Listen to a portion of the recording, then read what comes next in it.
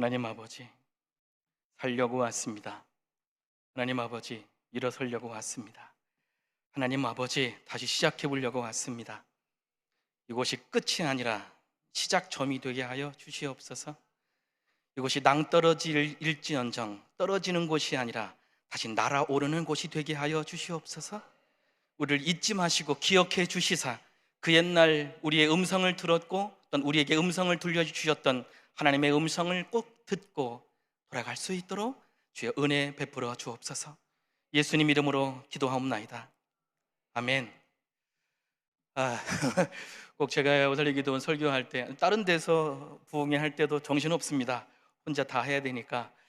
저는 서울역에서 쪽방촌, 지금은 서울역 광장 쪽으로 내려와서 노숙인들과 쪽방민들, 빈민들을 매주일, 수요일 각각의 예배 시간에 150명, 180명 그렇게 섬기고 있고요. 저 친구들은 벌써 9년째, 9년 전에 서울역 광장에서 길거리 캐스팅으로 뽑혀서 저와 같이 찬양으로 너희도 고침받고 하나님 앞에 희망을 전하는 메신저가 되자. 그래서 이 친구들이 선교단 이름을 드림 찬양 선교단이라고, 그래서 예수 믿고 이 찬양 시작하면서, 이 사역 시작하면서 드림 꿈이 생겼어요. 절망의 끝에 낭떠러지, 그래서 막장의 서울역 광장에서 노숙하다가 어떤 좁디 좁은 쪽방에서 살다가 저희를 만나서 예수 믿고 이젠 한국이 좁아서 이제 해외에까지 선교 활동을, 찬양 부흥회를 다니고 있는 사역자들로 활동하고 있습니다. 인생의 낭떠러지에서 이들이 만난 하나님, 오늘 여러분도 만나기를 간절히 소원해 봅니다. 월요일 날 작정하고 올라오시는 분들이 많습니다.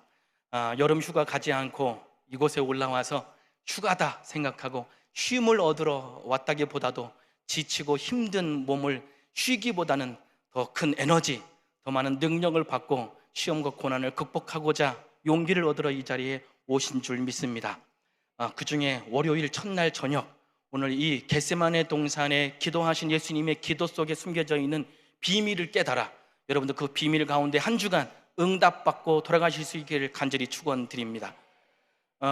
저희 앞에서 찬양했던 이 친구들, 어떤 분들은 오해를 하세요. 설목사님이 창량도 가르치고 그 뚱땡이 같은 돼지 같은 몸짓으로 워십도 가르치고 율동도 가르쳤다면서요.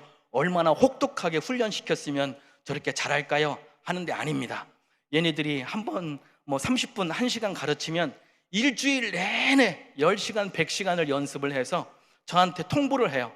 목사님, 저희는 준비 다 됐습니다. 스케줄 좀 잡아오세요. 그래서 잔소리를 하고 바가지를 긁어서 제가 오살리 기도원 설교하러 올라올 때 얘네들 때문에 데리고 와서 세우지 않으면요, 제가 내일부터 바가지 긁힙니다. 예수님 만나니까 그렇게 좋대요. 하나님의 아들, 딸이 되니까 그렇게 좋대요. 정작 육신의 부모님에게는 버림받았고, 제가 다 만나봤어요. 그분들 가족을 회복하고 이들과 같이 회복할 수 있도록 만나도 보았지만 다시 연결도 시켜주고 악수하고 화해도 시켜주었는데 결국은 몇 년 전에 버렸던 부모님은 또다시 다 큰 자녀들임에도 또다시 버리더라고요. 버림받은 그 당시 또다시 버림받은 상처도 깊겠지만 울지 않더라고요. 왜냐하면 예수 믿고 나서 하나님의 자녀가 돼서 누리는 자녀의 복을 누려보니까 이 나이 먹고 버림받은 것이 상처가 되지 않고 오히려 부모님을 용서하겠다고 직접 자기 발로 찾아가더라고요. 오늘 이 시간 하나님 만나면 여러분들에게도 자연스럽게 용서가 되고 그것이 사랑이 되고 회복이 되게 되는 줄, 여러분에게 그대로 은혜가 전달되기를 간절히 소원해 봅니다. 저희 교회 부흥의 비결은 서울역에서 가장 많이 모여서 가장 많이 예배드리는 교회라고 소문이 나서 여러 매스컴에서 소개되었기 때문에 설수철 목사라고 네이버나 다음에 검색하시면 저에 대한 모든 간증이라든지, 이따가 집회 끝나고 저희가 음반을 팔러 이 친구들하고 같이 녹음을 했어요. 찬양 음반 1집을 냈는데 이따가 음반에 거기다가 모든 다큐멘터리 TV 출연했던 SBS, YTN, JTBC, 굿TV, CTS, CBS 할 것 없이 12편의 TV에 나왔던 모든 영상을 USB와 음반에 다 담았어요. 여러분 이따가 원하시는 분들 저희가 저렴하게 특별히 50% 할인해서 드리도록 하겠습니다. 저희 교회의 은혜의 비결은 하나님의 말씀을 아주 쉽게 재미있게 전하는 교회로 서울역에서 소문이 났다고, 그래서 매스컴에서 많이 찍어갔다고 그래요. 그러면 노숙인들과 빈민들과 장애인들이 왜 이렇게 설수철 목사가 목회하는 창대교회에 왜 이렇게 많이 쏟아지고, 그래서 예배 시간 30분 전에 문을 잠글 수밖에 없는, 그래서 문 잠그는 교회로 한국교회 소문이 나서, 그거는 여러분들이 제 이름 검색하면 유튜브에 다 방송에 출연했던 게 나와 있어요. 한국교회에 문 잠그는 교회가 있더라. 다 찾아와서 촬영해 갔으니까 그것을 보시면 되고, 저는 노숙인들이나 고아들이나 장애인들이 무엇을 먹고 사는지, 무엇에 이렇게 애가 끓고 무엇에 간절한지 여러분 놀라지 마십시오. 배고파서 밥을 얻어 먹으러 갈지언정 밥 때문에 이들이 간절해지지 않아요. 하나님의 말씀에 노숙인들과 빈민들과 장애인들이 하나님 말씀에 간절하더라고요. 밥이 아니라 말씀을 먹고 그들이 살찌고 영혼이 거듭나고. 여러분들에게 제가 죄송한 얘기는 아니지만, 지난주에 서울역에 저희들이 빵을 나누어 드리는, 지하도에서 150여 명의 노숙인들이 주무시는데, 그 중에 지난주에 60대 되신 지하도를 청소하는 아줌마분이 노숙인한테 칼에 찔려 살인 사건이 일어났어요. 그때 살인을 저지른 사람이 또한 저희 교회에 와서 말씀을 듣기도 했겠고 빵도 얻어먹었을 것 같아요. 저희 서울역은 하나님의 말씀이 녹아내리지 않으면 살인 사건이 일어나는 위험한 곳입니다. 그만큼 그들도 간절하고 말씀을 전하는 저도 간절하기에 밥으로는 해결할 수 없는 것, 하나님의 말씀을 제대로 전하자. 그러면 그들의 삶이 변화되어서 사람을 죽이는 칼이 아니라 사람을 살리는 빵을 전해주는 사람으로 저렇게 변화될 수 있을 것이다 라는 사명감을 가지고 저는 이 사역을 하고 있습니다. 오늘 여러분의 인생이 이렇게 바뀌는 역사가 있기를 소원하여, 오늘 겟세마네 기도의 비밀을 통하여 이곳에서 배울 점이 무엇인가 생각해보는 시간을 가져보려고 합니다. 저는 매주일 이렇게 영상 설교를 하고 프리젠테이션으로 어르신들에게, 노숙인들에게 말씀을 자세하게 읽히면서 설교를 하니까 한 구절 한 구절 빠뜨리지 않고 이분들이 읽습니다. 예수님께서 우리에게 가르쳐준 여러 가지 기도 중에 대표적으로 주기도문이 있고 겟세마네 기도가 있을 것인데, 오늘은 그 중에 겟세마네 동산에서 기도하신 겟세마네 기도에서 배울 점을 좀 살펴보려고 합니다. 오늘의 본문 39절에 예수께서 나가사 습관을 따라 감람산에 가심에 제자들도 따라갔더라. 예수님은 그 어두컴컴하고 그 산짐승이 나타날 수도 있는 그 위험한 동산에 매일 습관을 따라 올라갔더라. 저를 따라서 한번 말씀해 보십시다. 기도는 습관이다. 습관으로 기도하지 않는 사람들, 1년에 한 번 또는 10년에 한 번 오신 분들은 옛날 쪽부터, 과거 쪽부터 했던 기도를 계속하고, 지금도 기도가 급한데 지금 해야 할 기도에 들어가는 시간이 엄청나게 걸려요. 근데 늘 기도했던 사람들은 기도에 들어가는 시간이 굉장히 짧습니다. 사실은 제가 화요일 날은 오살리 기도원에서 찬양 사역을 합니다. 또 이렇게 찬양하고 설교하고 가면 내일 아침에 또한 2부 예배, 또 오후 2시 예배는 제가 또 찬양 인도를 또 해야 돼요. 그런데 제가 찬양 사역을 오랫동안 해보니 찬양을 30분 하면 마음 문이 열릴까 말까 하는데 사회자 목사님이 사도신경 하시겠습니다 그래요. 찬양을 30분 찬양을 해도 열릴까 말까 해요. 그래서 화요일 날 내일 10시 예배는 찬양이 40분입니다 40분이면 조금 더 열려요. 제가 왜 이렇게 구체적으로 말씀을 드리냐면, 그만큼 우리가 기도하는데 시간이 많이 걸리더라는 거예요. 말씀을 듣는데 그 말씀이 내게 뿌리 내리는데 시간이 더 걸리더라는 거예요. 그러나 습관을 따라 기도하신 분들은 그런 많은 시간이 걸리지 않고 앉자마다 방언이 터지고, 앉자마다 기도가 터지고, 앉자마다 성령이 터집니다. 할렐루야. 예수님은 그러한 습관을 따라 기도하시러 겟세마네 동산에 올라가셨지요. 악기를 연주하는, 피아노를 치는 사람들 매일 똑같은 악보를, 똑같은 곡을 반복해서 10시간, 20시간 연습하는 게 쉽지 않아요. 악기 연습하기 싫을 때 읽는 책이라는, 악기 연습하기 싫을 때 읽는 책이라는 책이 나왔더라고요. 이 책에 아주 유명한 구절이 있습니다. 하루 연습을 안 하면 본인이 알고, 이틀 연습을 안 하면 비평가가 알고, 3일 연습을 안 하면 청중이 안다 그래요. 그것을 우리 기도하는 사람들에게 적용을 해보았습니다. 하루 기도를 안 하면 본인이 알고, 이틀 기도를 안 하면 교인들이 알고, 3일 기도를 안 하면 마귀가 안다. 이 어려운 캄캄한 이 시대에 교회가 문을 닫고 성도들이 떠나고 있는, 더 캄캄할 수 없는 이 시대에 겟세마네 동산과 같은 캄캄한 어둠에 바로 우리가 처해 있다고 했을 때, 우리 다시 습관을 따라 기도하며 날마다 마귀가 알아차리는 기도 안 하는 성도가 아니라 마귀가 덜덜 떨고 겁먹고 도망가는 기도의 습관을 가진 성도 여러분들이 되시길 간절히 축원을 드립니다.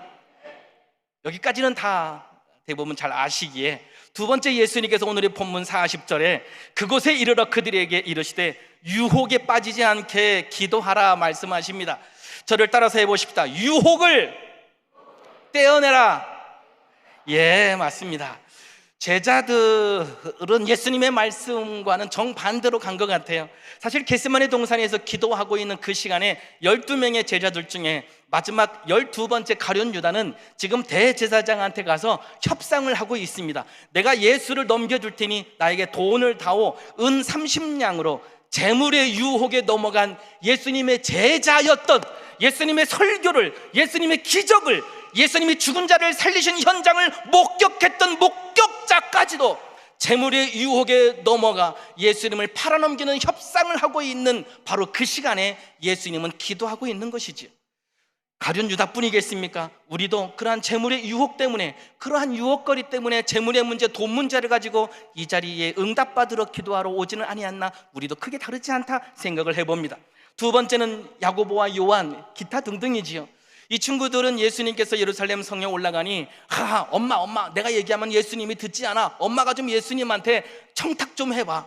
그래서 이들의 엄마가 예수님께 청탁을 합니다. 예수님이 왕의 보좌에 앉으시면 내 아들내미 한 녀석은 오른쪽에, 내 아들내미 둘째 녀석은 왼쪽에, 오늘날로 따지면 큰아들은 총리 자리에 앉아주시고 둘째 아들은 국방부 장관 같은 높은 장관 자리에 좀 앉혀주십시오. 그의 엄마가 찾아와서 예수님께 청탁을 하기까지도 합니다. 그 정도로 예수님의 제자들임에도 권력의 유혹, 권세의 유혹은 나이 들면 들수록, 경험이 많아지면 많아질수록 떨쳐낼 수 없는 것, 그것은 제자들만이 아니라 우리들도 그렇지 않나 생각을 해보게 됩니다. 세 번째는 베드로는 생명의 유혹, 예수님이 대제사장의 뜰에 들어가서 고통당하고 신문당하고 있을 때에 뒤에서 불을 쬐고 있는 베드로를 알아본 대제사장의 종들이 와서 너도 예수님의 제자 아니냐라고 했을 때 예수님이 베드로가 몇 번이나 예수님 모른다고 부인했다고요? 그렇죠, 3번이나 부인했지요. 나도 예수님처럼 붙들려 가서 신문당하고 죽임을 당하지 않을까. 목숨의 유혹, 생명의 유혹을 떨쳐낼 수 없는 것이 베드로뿐이겠습니까? 질병에 걸리고 암병에 걸리고, 제 아내는 벌써 17년 전에 백혈병에, 그리고 10년 후 제가 쪽방 목회를 시작한 8년 전에 다시 10년 만에 백혈병이 재발해서 그 백혈병으로 17년 동안 지금도 집에 누워 있습니다.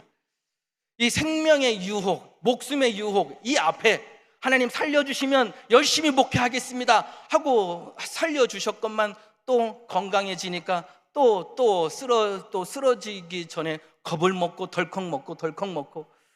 제 아내 뿌링했습니까?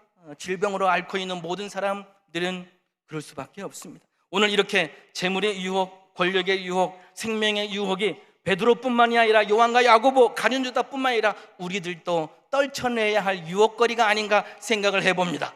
오늘 이 시간 여러분 모두가 들고 온 것이 인생 보따리이겠지만, 저희 교인들에게 물어봤어요. 우리 노숙인들이나 빈민들이 많거든요. 이분들에게 물어봤어요. 여러분, 여기 2가지가 있습니다. 여러분, 가벼운 거 받으시겠습니까? 무거운 거 받으시겠습니까? 제가 퀴즈를 냈어요. 그랬더니 여러분들 같으면 가벼운 걸 받겠다고 할 텐데 저희 교회 150명 되는 빈민들은요, 무거운 걸 받겠다고 손을 들더라고요. 맞아요. 저희들은 밥을 많이 주는 교회를 좋아하고, 빵을 많이 주는 교회, 컵라면을 많이 주는 교회를 좋아해요. 목사님, 무겁게 주셔도 좋습니다. 저희는 무거운 게 좋아요. 저희 교회는 그렇더라고요. 오늘 이 자리에 오신 여러분들에게도 똑같이 여쭙습니다. 여러분, 무거운 거 드시겠습니까? 가벼운 거 드시겠습니까? 여러분들 가벼운 거 들고 싶지 않겠습니까? 자, 예수님께서 마태복음 11장에 뭐라고 하셨냐면, 수고하고 무거운 짐진 자들아 다 내게로 오라. 내가 너희를 쉬게 하리라. 나는 마음이 온유하고 겸손하니 나의 멍에를 메고 내게 배우라. 그리하면 너희 마음이 쉼을 얻으리니 이는 내 멍에는 쉽고 내 짐은 가벼움이라 하시니라. 아하, 수고하고 무거운 짐. 여러분들의, 저와 여러분들의 인생 보따리는 이 시간 기도하러 들고 나온 기도의 제목들은 너무나 무거운 짐인데, 예수님이 주시는 멍에는 쉽고 가볍대요. 오늘 이 자리에 오신 여러분, 무거운 인생 보따리는 떨쳐버리고 무거운 십자가 지고 가시는 여러분 되시길 주님의 이름으로 축원드립니다. 아니, 제가 말을 잘못했다니까요. 잘 들어보셔야 된다니까요.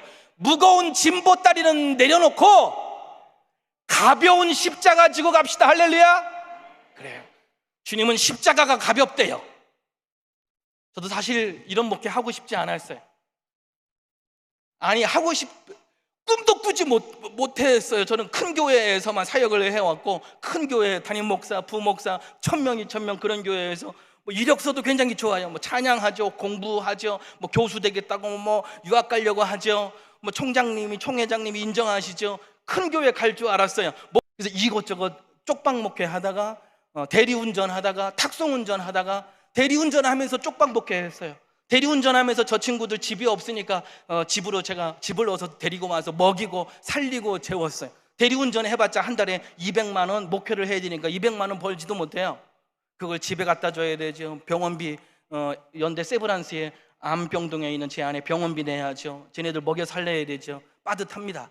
얼마나 힘들겠어요. 몸은 병들고 썩어가고 몸에서 피고름을 빼고 있는 그런 상황들이 늘상 일어났어요. 이런 내용은 제 몸에서 피고름 빼는 것도 CBS, CTS에 그대로 생방송으로 나가 있어요. 제 이름 검색하면 TV에 나와 있는 유튜브를 검색해서 보실 수가 있어요. 제가 왜 이런 말씀을 드리냐면, 그래서 관두려고 그랬어요. 하나님, 쟤네들이 너무 건강하게 병도 다 고치고 건강하게 살아가니까 저 이 쪽방 목회 안 해도 됩니다. 왜?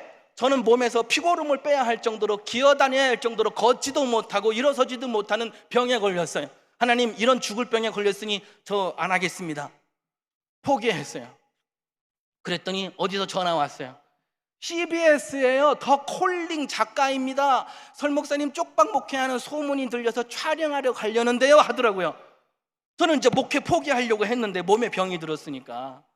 그랬더니 CBS 더 콜링 목회자들, 선교사들 시청률이 굉장히 많이 나오는 그 콜링 작가가 전화가 왔어요. 그러길래 제가 거부했어요. 안 됩니다. 저 지금 움직이지도 못하고 이게 누워 있어요. 3일 됐어요. 누운 지 3일 됐어요. 움직일 수 없어서 제가 목회 현장을 안내할 수 없어요. 그랬더니 CBS 더 콜링 작가가 뭐라고 대답하냐면, 더 잘 되셨어요 그러는 거예요. 남은 죽어가는데 이게 무슨 말이냐 작가한테 얘기했더니, 작가가 설 목사님, 원래는 설 목사님이 쪽방 목회 그렇게 잘하신다고 그러길래 찍으러 가려는데 그 어려운 노숙인들을 밥 먹이고 재우고 하는 사역이 어려운 사역을 하다가 병이 들어서 다 죽어간다라고 하는 게 TV에 나오면 후원금이 더 많이 모금이 된대요. 그래서 더 잘 됐다는 거예요. 나는 포기하려고 했는데 천사를 어떻게 그 타이밍에, 그 시간에, 그 날짜에 작가가 와서 촬영에 가서 CBS 더 콜링에 나갔어요. 동네 병원에서 피고름을 빼는, 그 동네 병원에서 피고름을 빼는 장면이 CBS 더 콜링의 장면에 나와 있어요. 그런데 방송이 나가자 병원비, 어마어마하게 큰 병원 가서 대수술할 수 있는 병원비가 들어오더라고요. 할렐루야. 그래서 그때 다 피고름을 다 뺐어요. 그때 다 큰 병원에서 고침 받으니까 동네 병원 하나도 안 가고 목발 짚고 다니던 장면이 그 TV에 찍혔는데, 제가 지금 목발 안 짚고 나가서 기타 들고 찬양하잖아요.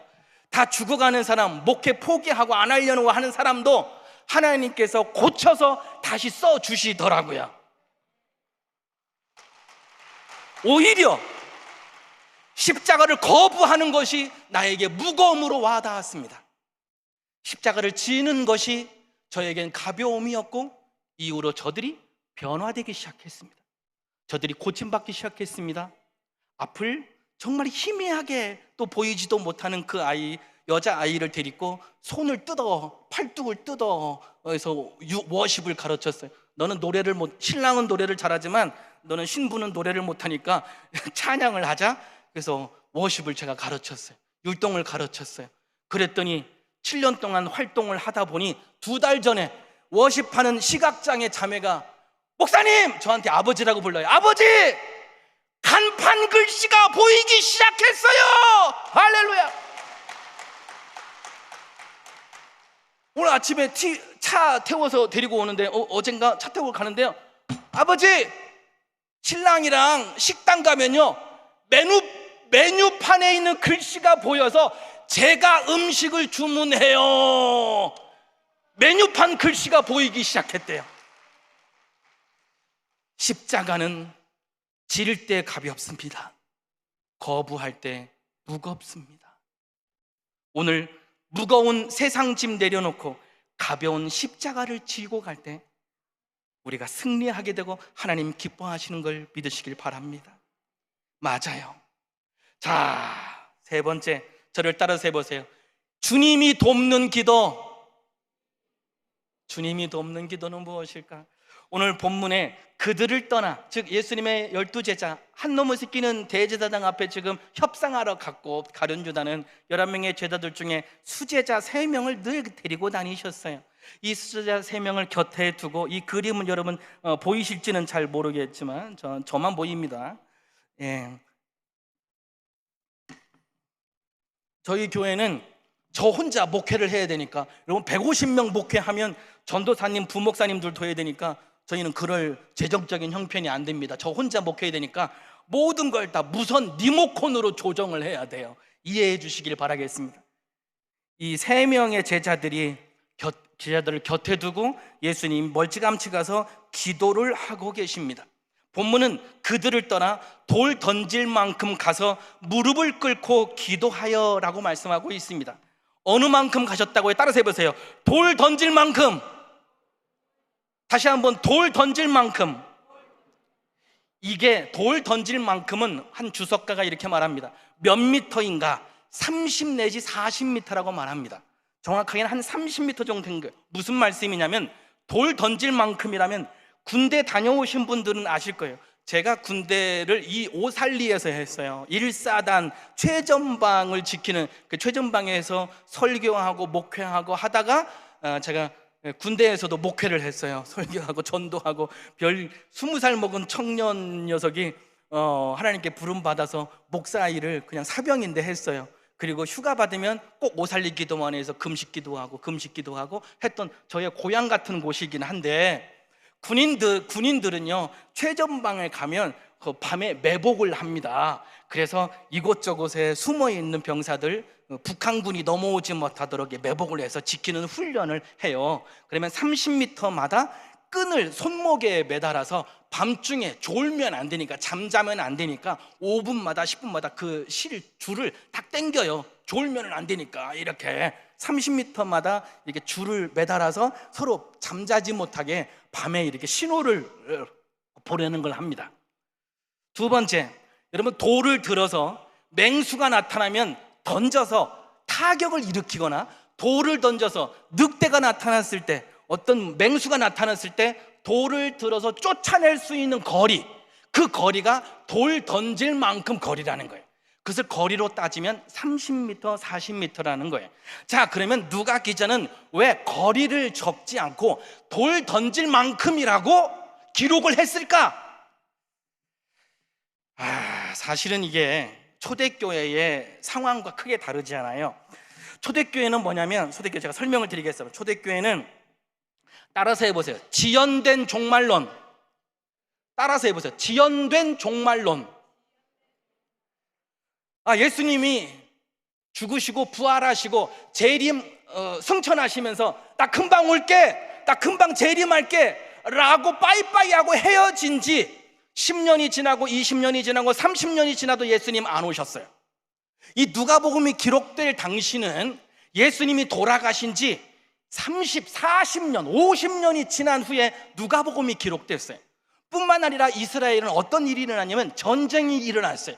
그래서 예루살렘 성벽과 예루살렘 성전이 전쟁으로 다 파괴됐는데도 불구하고 예수님이 오시지 않으니까, 그리고 로마 당국은 계속 박해하고 핍박하고 하나님을 숭배하지 마라, 로마 황제를 숭배하라고 하는 강요와 핍박이, 박해가 심해지고 안으로는 바리새인들, 유대인들이 그리스도인들을 박해하기 시작합니다.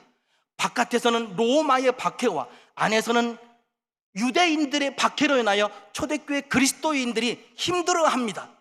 교회가 흩어지고 성도들이 흩어집니다. 기도해도 예수님 안 오시네. 우리가 힘든 상황에 처해졌는데도 예수님 안 오시네. 박 집사가 끌려가서 순교당하고 김 집사가 끌려가서 순교당해도 예수님 안 오시네. 예수님 언제 오십니까? 예수님 어디 계십니까? 탄식하고 있을 때에 쓰여진 책이 요한계시록이고 요한복음이고 그리고 누가복음입니다. 초대교회의 이러한 절실하고 위험천만한 상황에 성도들이 외롭고 고독하고 교회와 신앙을 떠나버리고 있는 상황에서 이 겟세마네 기도의 사건을 적을 때 돌 던질 만큼 같다라고 기록하는 이유는 이런 것이지요. 예수님 입장에서 얘들아, 너희 눈에는 내가 지금 보이지 않지? 너희 귀에는 내 음성이 들리지 않지? 나 멀리 가지 않았어. 너희 돌 던질 만큼 거기에 나 있어. 너 거기 있어? 나 여기 있어. 여러분들이 고난 당할 때, 여러분이 힘들어할 때, 신앙생활 잘했어요, 11조 잘 냈어요, 나 3, 4대 내려오는 믿음의 가정이에요, 왜 우리 집에 이러한 위기가, 이런 불행이 닥칩니까? 하나님 어디 계십니까? 라고 외치는 여러분들에게도 주님은 말씀합니다. 나 멀리 가지 않았어. 돌 던질 만큼 가서 뭘 하셨어요? 무릎을 꿇고 기도하시는 거예요. 오늘 이 자리에 문제덩어리는 이 성전 바깥에 있겠지만 여러분은 그것이 어떻게 되든 상관없이 하나님께 기도하러 이 성산에 올라오신 줄 믿습니다. 그 뒤에 거 돌 던질 만큼 가서 30m 밖에 떨어지지 아니한, 내 눈에는 아직 보이지는 않지만, 내 귀에는 주님의 음성이 비록 들리지는 않지만 주님은 나 멀리 가지 않았다, 나 여기 있어. 이렇게 따져보면 이럴 수 있습니다. 누가 보디가드인가? 낮에는 베드로나 야고보 요한 애들이 보디가드였어요. 예수님 우리 설교하러 올라오시는데 줄 서요, 줄 서요. 거기 똑바로 하세요, 똑바로 앉으세요. 그 안수기도 받으시려면 줄 서세요. 그걸 누가 하냐면 예수님의 제자들이 했어요. 때로는 예수님의 설교에 기분 나빠서 예수님을 잡아 죽이려고 하는 바리새인들이 늘 숨어서 예수님을 끌어가려고 하는 상황에서도 제자들이 예수님의 보디가드 식으로 했어요. 오늘 겟세마네 동산에도 이 베드로, 요한, 야고보를 데리고 예수님이 가까운 데 데리고 오셨어요. 보디가드. 자, 이런 상황에 오늘 한번 상황을 봅시다. 너희는 유혹에 빠지지 않게 깨어 기도하라 라고 했지만 보디가드였던 제자들은 지금 쿨쿨 잠을 자고 있습니다. 그러나 돌 던질 만큼 가서 양쪽에 손 이곳 저곳에 돌멩이 몇 개 갖다 놓고 우리를 위하여, 저들을 위해서 기도하고 계신 깨어있는 예수님이 보디가드인지 제자들이 보디가드인지, 산짐승이나 적들이 공격할 때 돌 던져서 쫓아줄 사람은 제자들인가? 오늘 이 상황에서 예수님인가? 오늘의 이 겟세마네 동산에서 진정한 보디가드는 잠자고 있는 제자들입니까? 깨어 기도하는 예수님입니까? 무슨 말씀이냐면 오늘 이 자리에 기도하러 나오신 여러분들의 기도 소리가 크지 않아도 좋습니다. 간절하지 않아도 좋습니다. 대신 이 성산에 보내주신 예수님께서 돌 던질 만큼 떨어져서 여러분보다 더 간절하게 기도하시고 여러분들보다도 그 문제에 더 절실히 매달리고 계신 주님의 그 은혜를 믿으시는 여러분 되시길 바랍니다. 내가 비록 잠자다가 기도하고 졸다가 기도하고 습관이 안 돼 있는 사람은요, 기도의 습관이 안 돼 있는 사람은 반잠 반기도예요. 그러나 예수님께서는 그러함에도 불구하고 뭘 기도해야 될지도 모르는 연약한 나를 위하여 돌 던질 만큼 가서 기도하시는, 그래서 나의 연약함을 너무나 잘 아시는 주님이 오늘 이 자리에 여러분의 돌 던질 만큼 기도하실 거예요. 그 거리에서. 그래서 우리는 희망이 있고, 그래서 오늘 더 담대하게 정신없이 기도하는 거예요. 시편 기자는 이러한 상황을 시편 23편에서 이렇게 말씀합니다. 여호와는 나의 목자시니 내게 부족함이 없으리로다. 그가 나를 푸른 풀밭에 누이시며 쉴 만한 물가로 인도하시는도다. 할렐루야. 아하, 하나님이 너무 좋으신 분임은 사실입니다. 그가 나를 푸른 초장에 푸른 풀밭에 누이시고 쉴 만한 물가로 인도하신대요. 아이고, 그러면 얼마나 좋습니까? 제가 그림을 확대해서 한번 보여드리겠습니다. 그림 잘 보이시죠? 어린 양들, 힘도 없습니다. 여러분, 옛날이나 지금이나 양들을 지키고 있는 게 뭐예요? 강아지예요. 강아지 한 마리 풀어놓으면 수백 마리 양들이 겁먹고 순종하고 잘 따라다녀요. 그만큼 겁도 많고 힘도 없고 연약한 게 양의 특성입니다. 근데 그 힘없는 연약한 양들을 데리고 예수님이 푸른 풀밭에 데리고 오셨어요. 맑은 생수가 흐르는 강물에 데리고 왔어요. 이거는요, 여러분들이 TV에 시청률 좋게 나오는 동물의 왕국을 보신 분들은 아실 거예요. 맑은 물이 흐르는 곳에는 악어떼가 있어요. 푸른 풀밭 주변에는 풀을 뜯어 먹으러 온 사슴이나 양들을 잡아먹으려는 사자들이, 그리고 저 하늘에는 독수리가, 악어떼가, 그리고 사자가 곳곳에서 삼킬 자를 찾듯이 사탄 마귀가 우글대는 곳으로 예수님이 어린 양을 데리고 왔다는 거예요. 푸른 풀밭 좋지요. 생수가 흐르는 강가 좋지요. 그러나 그곳엔 양들을 잡아먹으려는 맹수떼가 우글우글하다는 걸 기억하셔야 됩니다. 이러한 상황을 시편 기자는 다음 절에 뭐라고 표현했냐면 바로 이렇게 표현했습니다. 내가 사망의 음침한 골짜기로 다닐지라도 해를 두려워하지 않을 것은 바로 사자가, 독수리가, 악어떼가 우글대는 한가운데를 시편 기자는 사망의 음침한 골짜기라고 표현을 했습니다. 그런데도 불구하고 내가 해를 두려워하지 않은 것은 주께서 나와 함께 하심이라. 주의 지팡이와 막대기가 나를 안위하시나이다. 할렐루야. 맞습니다. 아까는 공격해왔던 독수리, 악어떼, 사자, 그리고 들짐승들의 공격들을 예수님의 지팡이 하나로, 예수님의 막대기 하나로 다 쫓아내고 계신 걸 믿으시길 바랍니다. 양들이 쫓아낸다고요? 겁먹고 도망갈 수밖에 없는 것이 양입니다. 그런데 나를 이곳에 데리고 오신 예수님이, 나를 서울역 쪽방청으로 데리고 오신 예수님이 당신의 막대기와 지팡이로 마귀떼를, 사자떼를, 악어떼를 물리쳐 주시는 걸 믿으시길 바랍니다. 그래서 당당한 거지, 우리의 환경이 좋아서 문제가 없어서 찬송하고 좋아하고 그러는 거 아니에요. 예수님 백 믿고 이 자리에 오는 거예요. 그래서 사도 바울도 이렇게 고백하지 않았습니까? 우리가 사방으로 우겨쌈을 당하여도 쌓이지 아니하며 답답한 일을 당하여도 낙심하지 아니하며 박해를 받아도 버림받지 아니하며 거꾸로 뛰림을 당하여도 망하지 아니하고 우리가 항상 예수의 죽음을 몸에 짊어지면 예수의 생명이 또한 우리 몸에 나타나게 하려 함이라.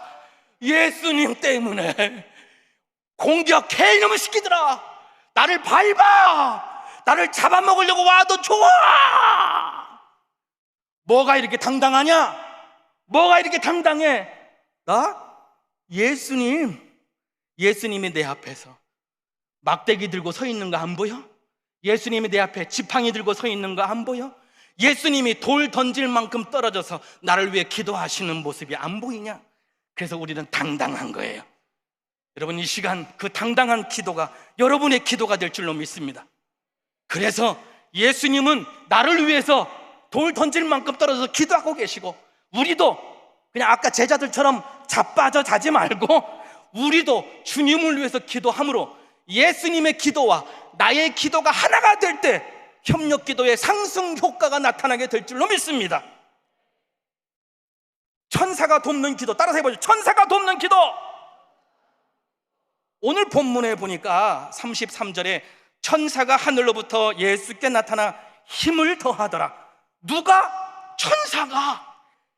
예수께서 힘쓰고 애써 더욱 간절히 기도하시니 땀이 땅에 떨어지는 핏방울같이 되더라. 오늘 이 자리에 오신 여러분 또한 이러한 기도의 효과를 경험하시길 주님의 이름으로 축원드립니다. 그렇다면 천사가 돕는 기도는 무엇일까?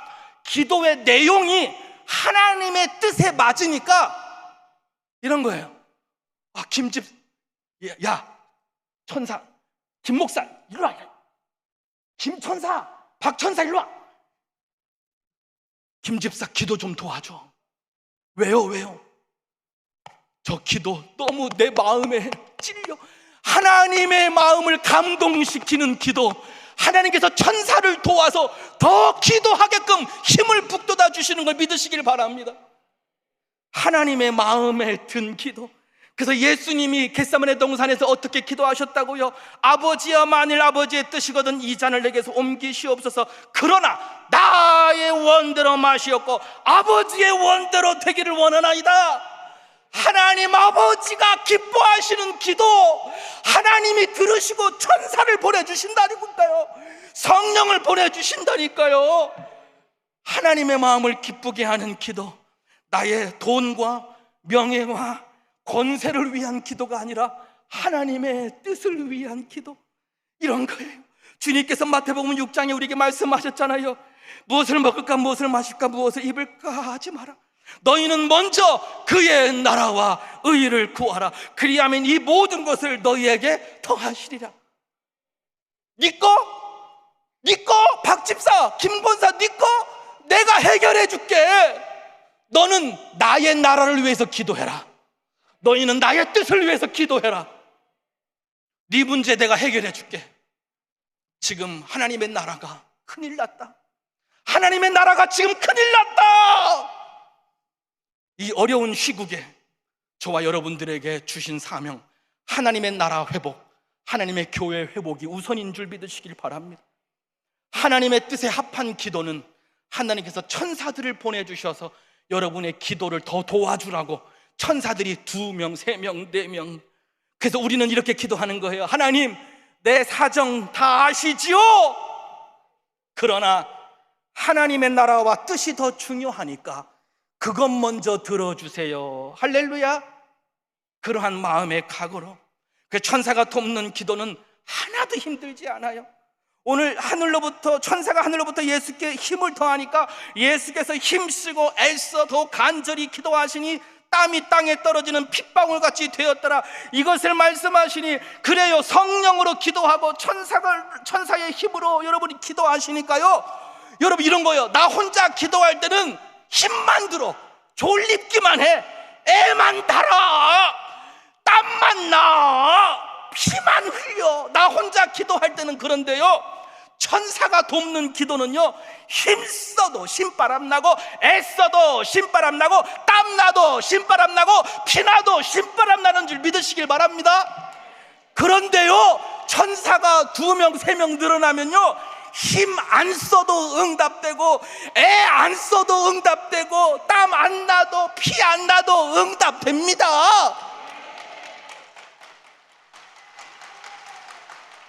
나 혼자 기도하는, 내 방식대로 기도하는, 내 욕심, 내 유혹을 해결하려는 내 기도가 아니라 시급하신 하나님의 나라를 위한 기도, 하나님의 마음에 드는 기도는 하나님께서 신바람 나게 하는 거예요. 여러분 힘들이실 필요 없어요. 간절하게 기도하시지만 힘들으실 필요 없어요. 성령께서 기도하시면 방언으로 기도하든 무엇으로 기도하든 기도하세요. 제가 장로교 통합중에 서울에 올라와서 기도하는데, 청년, 우리 교회는 통성으로 기도하는 교회 아니야. 청년, 우리 교회는 방언 기도하면 안 돼. 그러더라고. 그랬던 교회가 지금은 저희가 서울 선호회거든요. 가장 뜨거운 교회, 성령으로 춤추면서 찬양하고 기도하는 교회로 확 바뀌더라고요. 성령 받으면, 천사가 임하면 기도 크게 하지 말라고 했던 교회가 방언기도 하지 말라고 했던 교회가 서로 성령 받으려고, 방언 받으려고. 초등학교 3학년 2학년 되면 그 교회는 초등학생 3학년 4학년들이 방언 받고 성령 받아요. 장로교회인데 처음에 우리의 신앙은 엉망진창이었어요. 제가 양궁이 지금 파리 올림픽에서 어마어마한 이슈를 일으키고 있는데요, 이거 제가 쏜 거예요. 제가 10년 전에 쏜 건데 처음에는 엉망진창이었어요. 그런데 계속 하다 보니, 집중하다 보니, 힘을 빼고 보니, 바람을 극복하고 보니, 그리고 쏜 이후에 화살의 대목을 맡기고 보니 조금씩 달라집니다. 그래서 제일 힘든 게 힘 빼는 게 제일 힘들더라고요. 여러분, 양궁 쏘는 궁사가 활을 탁 쏘는 순간 여러분 큰 무거운 활이 뚝 떨어지는 거 보셨어요? 참 신기하죠. 활을 딱 쏘자마자 들고 있던 활이 주먹 앞에서 뚝 떨어진 거 왜 그런 줄 아세요? 궁사가요, 양궁을 쏘는 궁사가 활도 잡지 않아요. 손으로 잡지 않고 조그만 신발끈으로 활과 손목을 꽁꽁 묶어놨기 때문에 활이 밑으로 떨어지지 않고 그냥 뚝 꺾어지는 거예요. 활을 잡는 힘조차도 다 빼요. 온 몸에 힘을 다 빼고 자연스럽게 화살을 놔야 이렇게 10점짜리 이렇게 맞추는 거예요. 이거 국가대표 선수가 쏜 게 아니고요, 제가 쏜 거예요. 저는 쏘면은 다 10점 맞아요. 지금은 쏘기만 하면 100점 맞아요. 힘을 빼셔야 돼요. 장로교인이, 감리교인이 오셨을 수도 있어요. 그런데 교단 따지지 말고, 박사, 석사 따지지 말고, 권사, 장로, 집사, 목사 따지지 말고 힘 다 빼고 화살에 내 몸을 맡기세요. 요즘은 어린아이, 초등학생들도 양궁을 배워요. 그런데 초등학생들도 양궁을 배우는데 여러분, 저 표적지, 10점짜리 표적지에 만점에 딱 맞는 방법 알려드릴까요? 다음 그림을 보시면 탁 쏘면 저쪽에서 표적지를 들고 있는 우리 아빠가 야, 우리 아들내미가 활 쏜다 그러면서 10점 만점짜리 맞춰주려고 아버지가 왔다 갔다 하는 거예요. 아버지가 이리 왔다 갔다 하면서, 이 아들내미는 나이가 어려서 바람을 계산할 줄도 몰라요. 힘도 없어요. 활을 쏘는 요령도 잘 몰라요. 그런데 아무데나 쏴도 100점 맞는 이유는 표적을 들고 내 아들내미 100점 맞게 해주려고 지금도 뛰어다니시는 아버지 때문에 10점 맞는 거예요. 창세기 22장에는 어떤 구절이 나오냐면, 100세에 낳은 늦둥이 이삭을 아브라함이 제단에 바치려고 데리고 갔어요. 제단에 아들을 묶어놓고 제물로 바치려고, 하나님의 말씀에 순종하려고 칼을 높이 들어 아들 이삭을 찍어 죽이려고 할 때 하나님의 천사가 이르러 그 아이에게 네 손을 대지 마라, 그에게 아무 일도 하지 말라, 네가 네 아들 네 독자까지도 내게 아끼지 아니하였으니 내가 이제야 네가 하나님을 경외하는 줄을 아노라. 여러분, 하나님이 마음에 합하면 급하신 하나님이 내려오셔서 100점짜리 표적에 맞춰주신다니까요. 여러분의 순종을 보시려고, 여러분의 믿음을 보시려고 그 시험과 고난과 그리고 거친 파도에 밀려, 거친 바람에 밀려 이 성산에 올라오신 줄 믿습니다. 이곳에서 우리 아버지가 10점짜리 100점짜리 표적에 맞게 해주려고 오늘도 돌 던질 만큼 떨어져서 기도하시는 예수님처럼 오늘도 기도 응답해 주려고 하나님이 더 바쁘게 뛰어다니시는 걸 믿으시길 주님의 이름으로 축원합니다. 기도할 때, 양궁을 쏠 때, 활을 쏠 때도 어디에? 하나님 마음을 향해 기도하시길 바랍니다. 하나님의 마음을 향하여 기도하십시다. 할렐루야. 잘 될 수밖에 없는 이유, 대한민국 양궁이 세계에서 잘 쏠 수밖에 없는 이유, 우리는 애국가에서 늘 부르잖아요. 하나님이 보호하사 우리 나라 만세. 온갖 수천 년을 외적의 침입을 받고 조그마한 나라 대한민국이 그동안 온갖 박해와 핍박을 받으면서도 이곳에서 살아남은 이유가 하나님이 보호하사 우리나라 만세, 끝없이 찬송하고 기도하였던 여러분의 기도, 하나님이 보호하였기 때문에 우리가 이렇게 복을 누리고 사는 것입니다. 잘 될 수밖에 없는 비결은 내가 화를 잘 쏴서, 내가 기도를 멋들어지게 잘해서 그럴 수도 있겠지요. 그렇지만 표적지를 들고 내 아들의 기도, 내 딸의 기도를 100점짜리 맞춰주려고 일하시는 하나님의 은혜, 하나님의 일하시는 액션, 오늘 그 은혜가 이 자리에도 스며들기를 간절히 축원합니다. 겟세마네 동산의 초대교회의 상황이 바로 그것이었어요. 주님이 오시지 않고 재림은 지연되고 있고, 예루살렘 성전은 파괴되고, 로마에서는 계속해서 박해를 하고, 흔들리는 믿음과 흩어지는 교회를 바라보며 주님은 어디 계십니까? 주여 언제 오십니까? 라고 외치는 초대교회 상황처럼 오늘날의 우리의 기도에, 우리의 교회의 상황도 한번 생겨봅시다. 우리도 주님 언제 오십니까? 재림은 오지 않고, 주님은 오지 않고, 온갖 환난과 나라의 국민의 어려움은 가속되고 있습니다. 문 닫는 교회가 늘어가고, 세상 사람들에게 비난받는 크리스찬들은 늘어만 가는 이 시대에 믿음이 흔들리고 교회는 흩어지는 이런 상황 속에서 많은 교인들이 주님 어디 계십니까? 주여 언제 오십니까? 우리도 오늘날 부르짖지 않습니까? 이 시간 겟세마네 동산에서 주님이 다시 기도로 잠자는 성도들을 깨운 것처럼 하늘 문을 열어 천사를 동원하여 하나님의 나라를 위해서 기도하신 것처럼 다시 예수께로 돌아가십시다. 다시 첫사랑을 회복하십시다. 다시 기도하십시다. 그것이 우리에게 남아있는 거예요. 오늘 겟세마네 동산의 기도에서 집중하는 기도의 비결, 하나님의 뜻에 맞는 기도, 힘들지 않은 기도의 비결, 천사가 돕는 기도의 비결, 응답받는 기도의 비결을 배우셨을 것입니다. 힘들인다고 기도가 아니에요. 하나님의 마음에 맞는 기도는 하나님께서 기도하게끔 열어주실 거예요. 영안을, 기도의 문을, 천사를, 성령을 보내주실 거예요. 그거를 기대하는 거예요. 유혹을 떨쳐내고 기도에 집중하십시오. 내 문제 하나님 잠깐 뒤로 미루겠습니다. 우선 하나님의 나라와 의를 위해서 먼저 기도하겠습니다. 하나님은 그 마음을 보신다니까요. 그 아들 이삭까지도 아낌없이 하나님께 바치겠다는 아브라함의 믿음을 확인하시고는 하나님께서 아브라함에게도 복, 아들 이삭에게도 복을 주신 거예요. 나는 하나님 거, 하나님은 내 거를 해결하는, 천사가 성령이 돕는 기도로 방언 터지고 은사가 터지고 능력이 터지는 이 시간이 되기를 바라고, 하나님의 마음과 나의 마음이 일치가 되어 하나님의 뜻을 분별하고 응답받는 이 시간이 되기를 간절히 원하는 분들은 이 시간 다 같이 주여 3번 크게 부르짖고 통성으로 기도하십시다. 주여, 주여, 주여. 하나님 아버지,